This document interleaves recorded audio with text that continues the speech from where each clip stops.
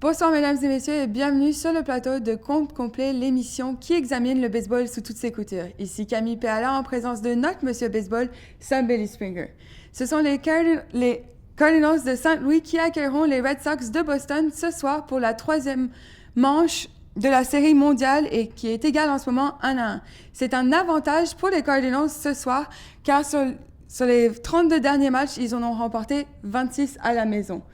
Sam, tu as identifié un joueur clé ce soir et c'est Matt Carpenter. Absolument, le joueur de deuxième but des Cards de Saint-Louis doit rehausser son jeu d'un cran. Présentement, il a une moyenne au bâton de 160 dans les séries. On parle ici d'un joueur qui avait une moyenne au bâton de 315 en saison régulière, 392 de moyenne sur les buts aussi. Et là, présentement, il faillit à la tâche. Et c'est vraiment important dans le cas de Carpenter parce que comme premier frappeur, ça a un effet domino sur les autres ensuite. Et ce soir, doublement important, puisque Allen Craig, le meneur chez les Cards en points produits en saison régulière, n'est pas de l'alignement. On le sait, il a une blessure au pied, il a de la difficulté à bouger. À Boston, on le cachait comme frappeur désigné. À domicile, ce n'est pas une option. D'ailleurs, du côté des Red Sox, on peut remarquer un peu aussi la même chose.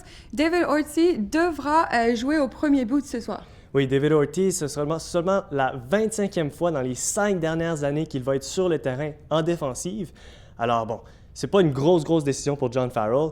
Même s'il fait une erreur, Ortiz frappe tellement bien en série, tu ne peux pas te permettre de ne pas avoir ce bâton-là dans ton alignement.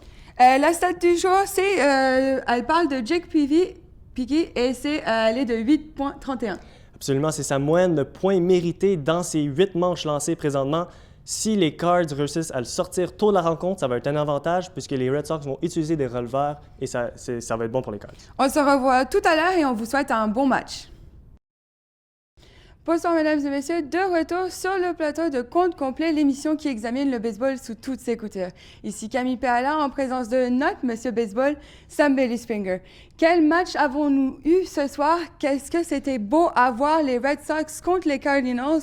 Sincèrement, quel match! C'était le 3e match de la série et c'était un beau match. Les Cardinals ont gagné 5-4, mais quand même, il y a un petit bémol. Donc, il faut parler la controverse qu'il y a eu à la fin quand Allen Craig a passé le marbre, mais il y a eu une obstruction avant. Oui, et moi, j'aimerais dire, bon, tu sais, Camille, je suis rarement du côté des arbitres, mais ce soir, ils ont fait la bonne décision. Vraiment, là, il n'y avait pas de doute dans mon esprit. Will Middlebrooks a causé une obstruction à Allen Craig, même si Allen Craig était vraiment pas vite. On sait, avec sa blessure à la jambe, il avance pas, là. Mais c'était la bonne décision. Et ce que j'ai aimé, c'est que c'était franc et net de la part de Dana DeMuth au marbre. On n'a eu aucune hésitation de leur part. Tout de suite, il a signalé sauf, a pointé au 3e but. On savait ce qui se passait. Bon, c'est sûr que les joueurs sur le terrain, il y avait un peu de confusion parce qu'ils n'ont pas la reprise vidéo immédiatement.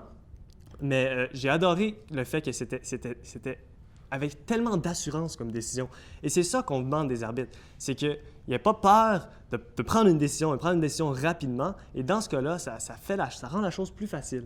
Et c'est sûr que les Red Sox ne sont pas contents. Qui veut perdre un match de cette façon-là? Encore moins un match des séries mondiales. Mais au bout du compte, ils ont pris la bonne décision et pour ça, je leur lève mon chapeau.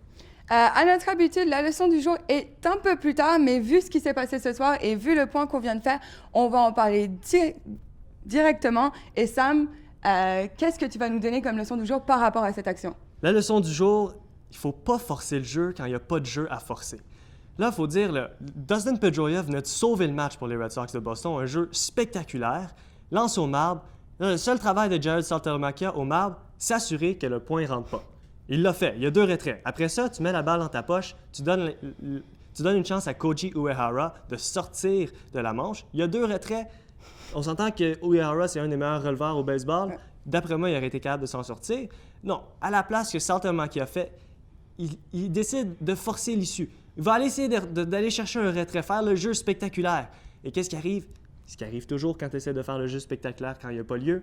Il a précipité son mouvement, fait une erreur, et c'est ça la vraie cause de la défaite. On peut dire, du côté de Boston, il n'y avait pas obstruction, il n'y avait pas obstruction. Au bout du compte, si Saltalamacchia fait le jeu intelligent, il n'y avait pas de problème. Même si nous avons jubilé devant ce match, les Cardinals auraient vraiment pu avoir moins de troubles beaucoup plus tôt en 4e manche si Pete Kozma avait pas été retiré avec les buts pleins. Oui, un grand manque d'exécution de la part de Pete Kozma en quatrième manche. Pour moi, c'était un point tournant dans la rencontre parce que là, tu as les buts pleins, tu n'as pas de retrait, tu as une chance de vraiment là, sortir Boston du match. Et qu'est-ce qui arrive? Il se fait retirer, surprise. Il n'enlève même pas le bâton de son épaule. C'est Joe Kelly qui s'en venait en arrière de lui. Il faut que tu provoques quelque chose.